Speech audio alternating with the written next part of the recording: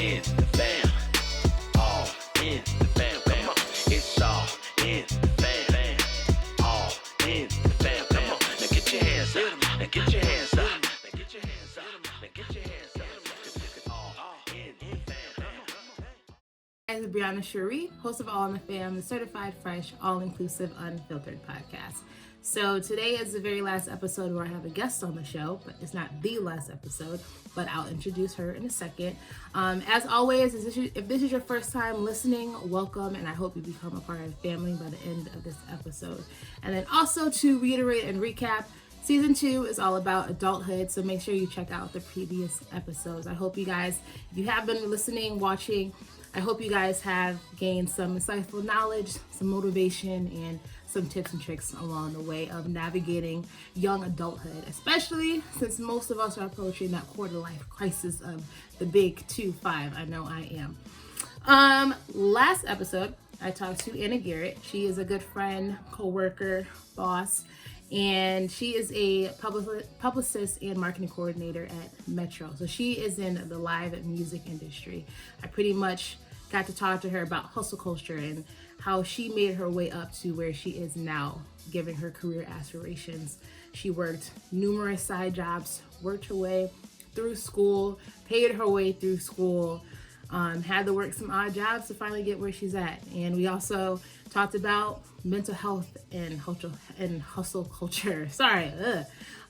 So yeah, check out that episode. It was really great. A lot of good reviews. Now, today's episode, I get to talk to my mom. So we definitely have that awesome mother-daughter dynamic. And she is of one generation. I am of another. You know, some parents and kids just don't see eye to eye. Thankfully, I grew up in a household where I respected my parents and they gave me not free range, but they gave me, you know, some space. So in this episode, we basically talked about and came to an understanding of how generations can build each other up. I can learn things from her generation. She can learn things from my generation. So yeah, I hope you guys enjoy. My mom is goofy. She's funny. You know, we share some laughs. We talk about some serious things, but we still kept it lighthearted. So hope you guys enjoy. Mom, welcome to All in the Fam again. So those of you guys listening, this is the second time that we're recording this because we had technical difficulties because I hate audio. So yeah. How are you? Good. Good. So season 2 is all about adulthood, as you may have listened. So what better way to get tips than from my mom? And so we're going to talk about our generational differences. And I'm going to ask you for some advice. So I think it's going to be beneficial. So we'll go ahead and get into it. So first introduce yourself to everybody. Hi, everyone. My name is Tonda, aka Mama Tonda. A little bit about myself. Mom of 3, married with an awesome husband. Let's see about myself. As far as personality-wise, I consider myself fun, loving, outgoing, loud. Very loud. Very caring, nurturing. Let's see.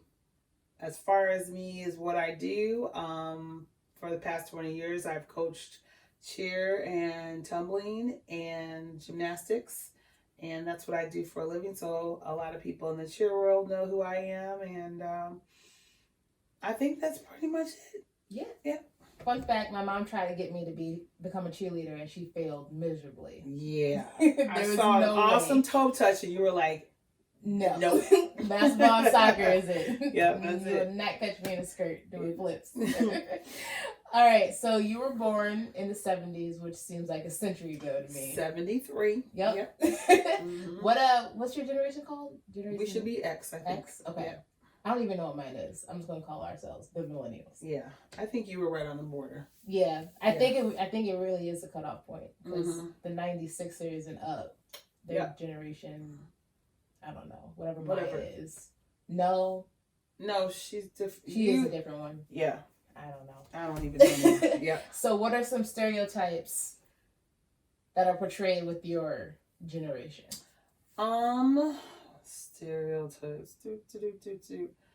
I'm not gonna necessarily say these are the general ones out there, but compared to millennials or whatever the heck you guys are, we consider ourselves old school. We grew up old school, meaning we worked for what we got. We didn't expect anything. We appreciated the dollar. I'm not even saying appreciate the dollar.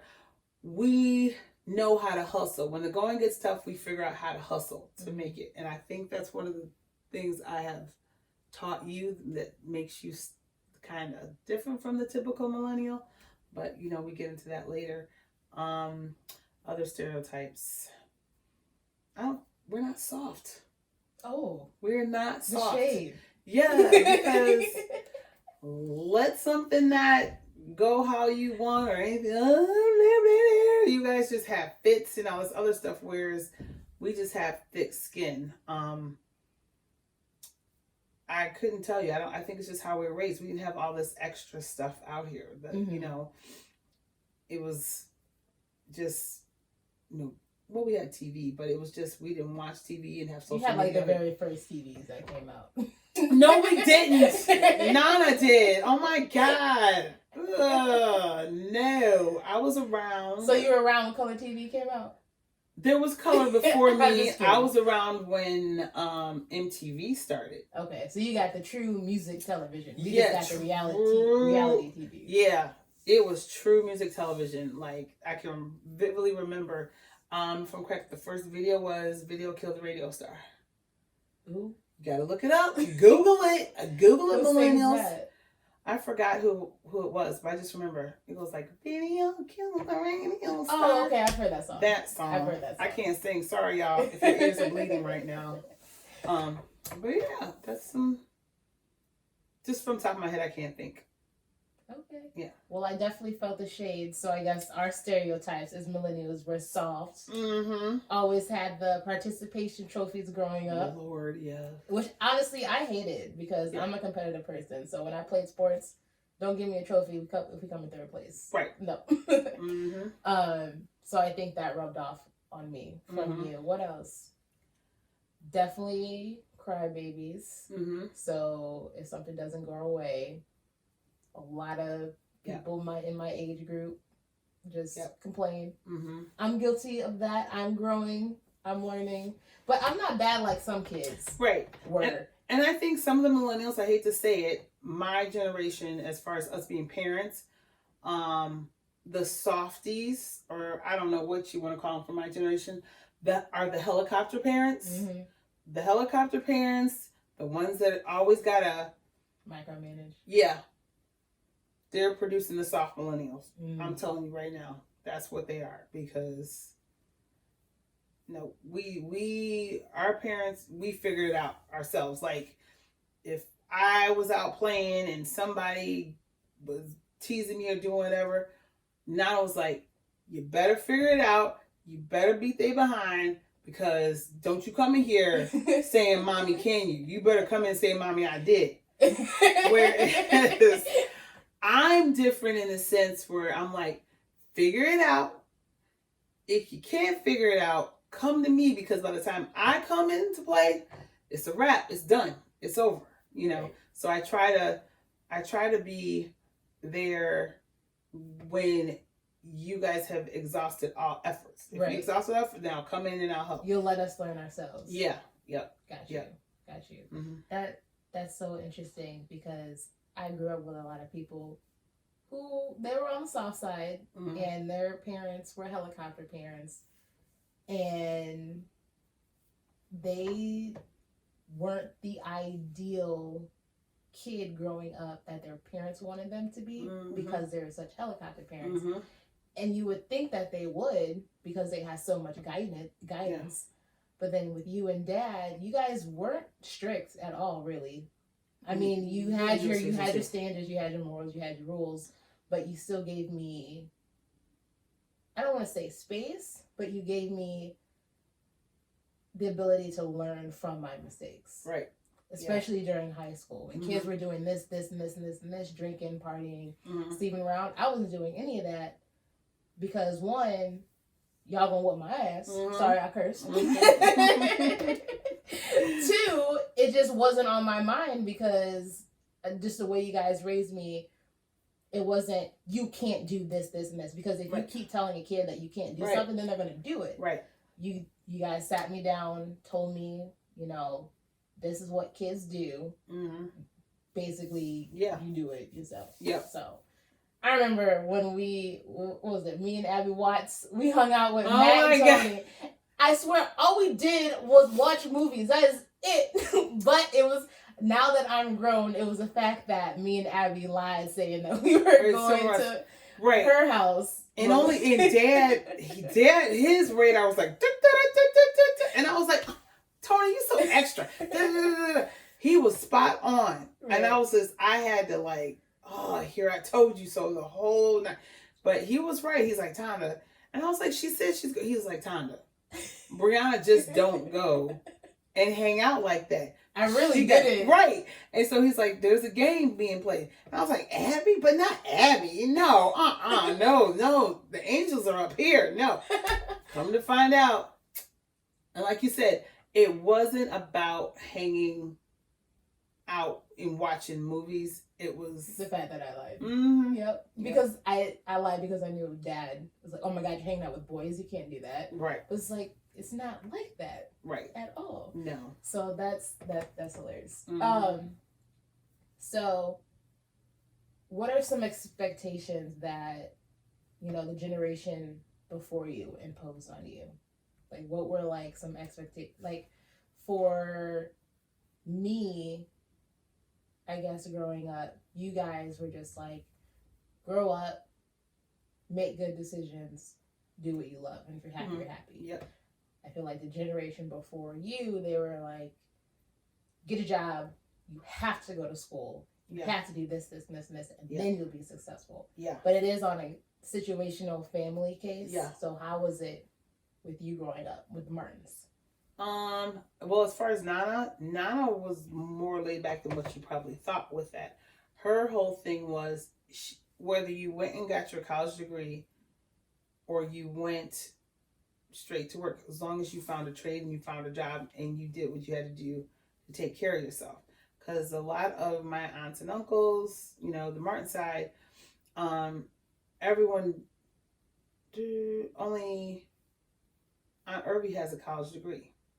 Really? Mm-hmm. Out of all of them, because their generation, you didn't grow up and have to go to college, because if you found the career that you liked back then, you were trained on the job, or you found, they gave you opportunities to prove yourself. Whereas our generation was, they wanted us to do better, so they did encourage, go to college, get your degree, and you do well, you make more money. And all it was the difference of, starting in the mailroom or starting in management. If you think about it, you see what I'm saying? Yeah. They all started in the mailroom and built their success. Gotcha. Because you remember Uncle Clint had his own plumbing business. Uncle Charles had his own plumbing business. Uncle Arthur, he was a contractor. Very blue collar guys. Yeah. Things like, just very blue collar, but they did well. Aunt Jackie, even though she didn't have her degree, she started in, she was in corporate. She worked for Xerox for years and worked her way up. She proved herself. Did online, on the job training. They trained her, and she moved up, in the customer service realm, and did exceptionally well. And it's just, that was part of the hustle. You just did what you had to do, because some people think, oh, you don't have a college degree, you're not smart. That's not the case, especially with the Martins. Our side of the family, just intelligent. Everyone's smart. So they did what they needed to do to succeed, because out of 14 kids, everybody ain't going to college. Right. It's just not going to happen. So they're an example of taking a situation and making the best of it. So that is how I saw it. Me, I think I went to college because I felt that's what I was supposed to do.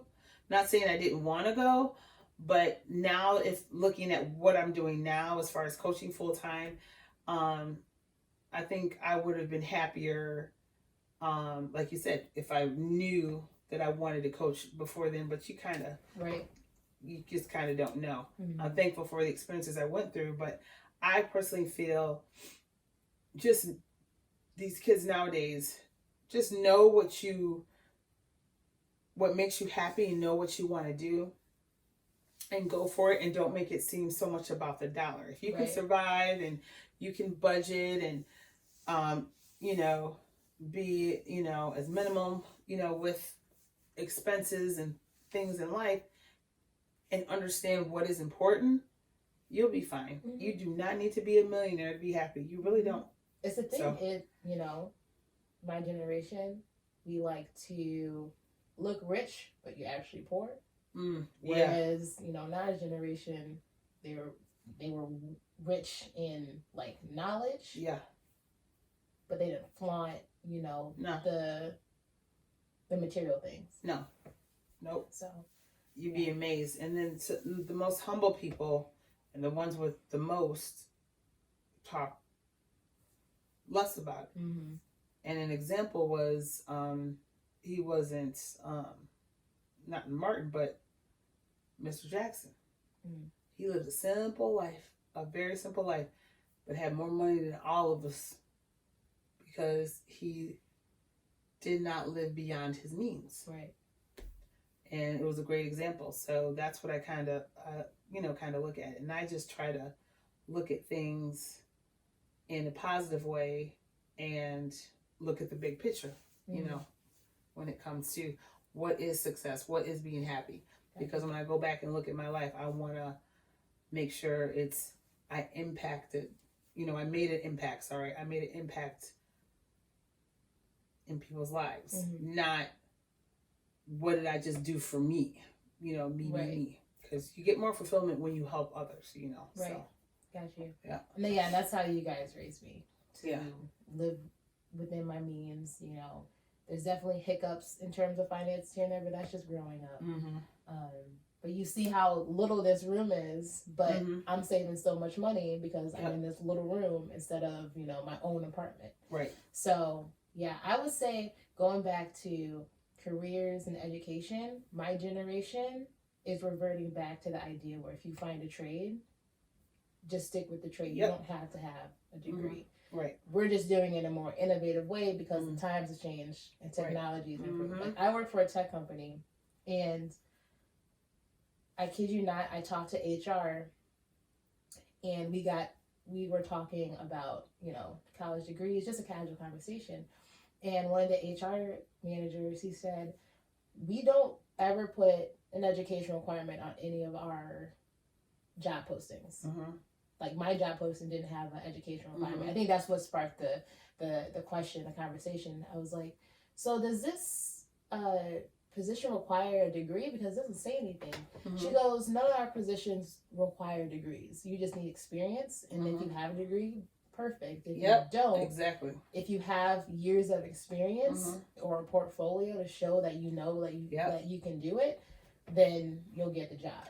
Yep. And that's how it was, like, when I was your age or even before, where it changed, where a lot of positions are like, you have to have your degree. Yeah. Mm-hmm. And they were missing out a lot because they soon found that people with a degree didn't mean anything. Oh, yeah. Because they just did whatever they had to do, and now they have a sheet of paper, whereas someone hustled and, they're missing out. Mm-hmm. Yeah. I know somebody who went to an Ivy League school still struggling to find a job. Yeah. And then I know somebody who went to COD and then transferred to U of I, got a job right off the bat. Yep. So it literally does not matter where your degree is from. Nope. Unless you're a doctor or something, I might want to have a doctor perform procedure on me from an Ivy League school. Yeah, well, no, I don't. I'm to just me, being I could be humorous wrong. on No, that, I'm but- just saying I don't know if you go to medical college. I don't know if there's really a bad medical college because I just hope they pass those grades. like I don't want a D doctor. Right. You know, I want A++. Right. Okay. And if you don't cut the wrong arm. right, that's what I'm saying. I was like, to me, if you're a doctor, you need to get straight A's all the way. Right. You know, so I got you on yeah. that. So we pretty much answered most of the questions with you talking about family. What is some knowledge, some advice that you need to put my generation up on game? That's something that we say. I just learned it. I don't say it. Put it up on game. Yeah. I don't know. I learned that 2 months ago. I said, what? I think I'm getting old. The heck does that mean? It means giving you advice. I had to ask Kamari that. I said, she keeps saying put you up on game. I'm like, what do you mean? She just means advice. I was like, oh, okay. I'm from just Wheaton. say the word. Right, I'm from Wheaton, man. Just say, I don't understand. I think my biggest thing, it's like, this may not be the right word. Like, stop being a follower. Like, I think millennials, you guys are like followers. Whatever the majority is doing, that is what you do, and everybody does. I don't see many thinking for themselves, you know, or if you do think for yourself, you're the outcast. You're not, you know, it's almost like, you know, the cool jeans. Like, if you're not wearing the cool jeans, you're not cool. No, you want to be different. You want to think for yourself. And the other advice is sometimes what I think, I don't know if it's social media, but sometimes perception is the reality. And that's scary, because what you perceive may not be really what's going on. So instead of really trying to understand a person, they're automatically judged by the initial perception. Right. And that can lead to so much miscommunication. People will just stalk an Instagram profile, like, I don't want to be friends with her, but you don't even you don't even know. Right. You don't even know. And they just judge, and they just, you know, you guys gotta really pull back on being so superficial about things and learn to be humble. Learn to be humble. It's okay to make a mistake. Learn from it, move from it, and just be positive. That's one of the main things I always tell people, whether it's, I don't care what generation it is, it's like, be positive. Stop all the negative. It's always whining and complaining and why me and da da da da da da. So if there's a problem, come with solutions, possible solutions to help resolve it. Not sitting here just whining and complaining. It doesn't resolve the issue. I'm the type of person now, and I'm so like to the point I'm old. If you have a problem, especially a problem with me, if you don't have a possible resolution or something, I don't want to hear it. Right. I just don't want to hear it, because you're just wasting my time. You know, so sometimes you do need to vent. You need to get stuff out. I've done it, but I always say, disclaimer, I just need to vent. I'm like, did it go out? No, you did. I'm like, I just need to vent. But most of the time, I've just learned from my own mistakes and stuff like that is,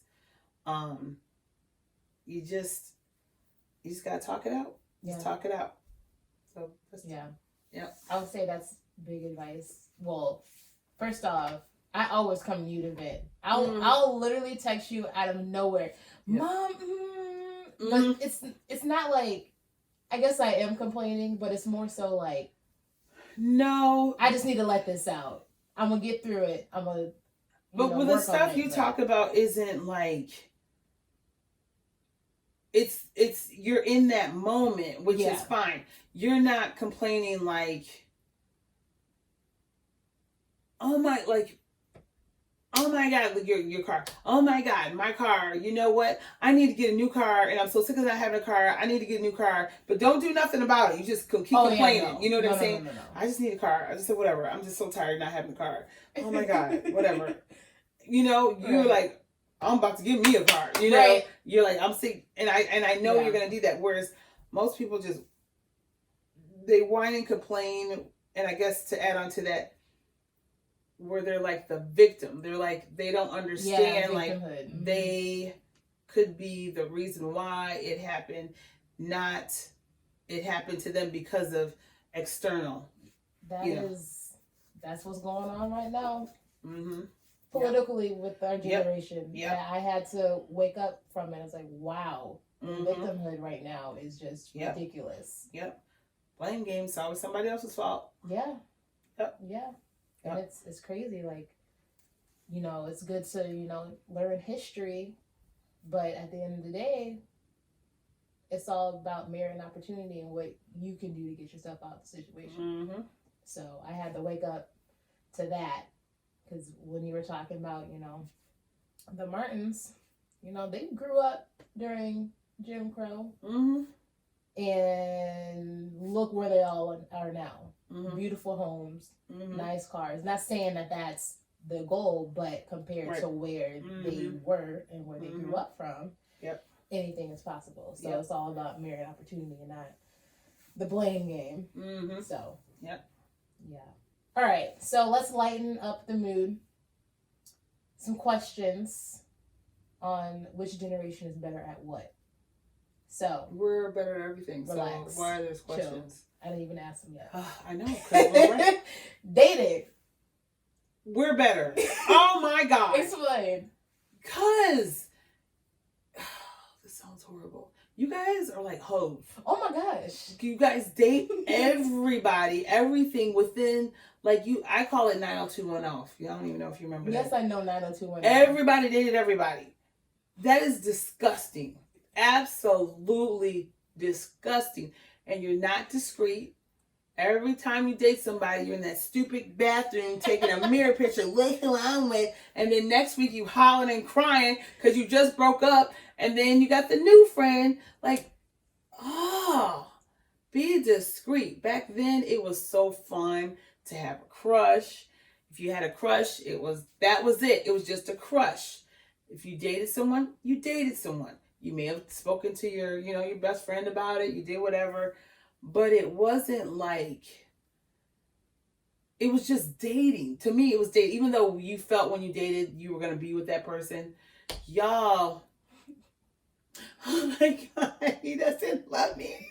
Exclude me out the y'all. Yeah, you never, you were not like that. But you know what I'm saying? It's just, I just think millennials, you guys just fall hard, fall fast. And then when you do break up, you jump to the next one. Yeah. It's the end of the world, but you jump to the next one so fast, you know. I say that also with just friends. Maybe not you, like millennial you, but like maybe Maya's generation, they use the word best friend so loose. Oh my gosh, for real. That, like, it's my best friend. We're best friends. You've known each other for 5 minutes. And this is my best friend. We're best friends. Oh my God. And I hate this. I think it started with your generation. I hate the word friend group. I hate it. Really? Yes, it's stupid. This is my friend group. This is my friend group. You just friends, dang it. Like, it's true. I got friends from over here, and over there. True. I don't have a friend group. I just have friends. They're just friends. That's it. Because I have some friends, they do not like each other. Yup. You know, it's like, nope. So when I go over here, it's fine. So, or like, she kicked me out the friend group. Oh, excuse me, who made the group? You get together, you just together. So yeah, that's some high school stuff. Yeah, that's just, Yeah, no, best friends. My best friends know what they mean to me. Yeah. And vice versa. And that's I don't have to say, you are my best friend every single minute of the day. Yep. Like, I'll say it here and there, but at this point. I got 5, and they all know who they are. Same. I don't even need to say no name. They know. Same. Yep. Y'all Just know who you are. Y'all know who you are, my girls. All right. House parties. Us. Woo! What? Why would you ask the dumbest question in the world? I agree. I swear, I wish I was born in your generation. You and I would be best friends. Yep. That's physically not possible. Yep. But you and I would be best friends because I feel like I'm a 90s person. Yep. Like, for real. I feel like I raised you right because of that. Mm-hmm. I've accomplished. The music, the culture. Yeah. The dancing. And just fun. Yeah, it was just fun. Just fun. Yeah. And that's the thing, you guys actually dance at parties. Yeah. Parties, my generation, oh my gosh. Juking and booty humping. Relax, and I wasn't at those. I was going to Chicago parties. Man, no. No, the parties nowadays, it's standing around. People are on their phones, Snapchatting that they're having a good time, but they're not. I've done it. I've Snapchatted. I've been on my phone at parties, but I'm not feeling the vibe. If people are dancing, it's not really dancing. It's more like vibing to the lyrics and just like that's it. Like, man, you gotta get on that floor. UIC get-togethers. We wouldn't really dance. It would just be everybody. Yeah, like what? It's almost like y'all are at like a poetry setting. It's funny. Malik actually had a poetry event, and everybody was. That's so funny. I also snap my left hand with my right hand struggling. That's so funny. Yeah, you guys. I'm gonna be like, no. Best dancers. Brianna. All right. I already toasted y'all on that. We could have a remix and record it next time. Oh man, that was fun. Okay, what was the best dance crave from the 90s? There was a few. Let me make sure I get the generation right. I'm just thinking of the movies House Party in my head. No, those were before, like the 90s. Oh, that was the 80s, yeah. Yeah. The 90s. Don't say Freaknik. No. No, Freaknik, that was not dance. Nope. Oh. There was fun Luke, like 95 is it 95 South or Luke? I'm getting old. He's the guy Tootsie that Roll, sang the Tootsie Roll. birthday song too, right? Yeah. Yeah.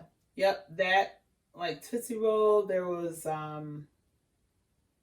that's Carlton, he came right, he was like right around there. I think that just kind of flowed. Okay.